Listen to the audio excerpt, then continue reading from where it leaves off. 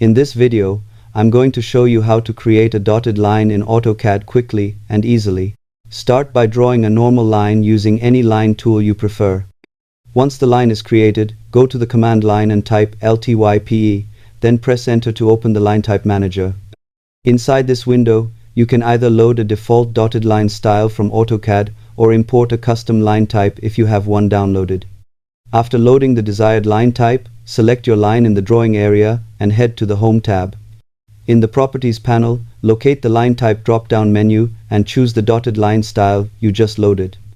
Your line will instantly update with the new pattern.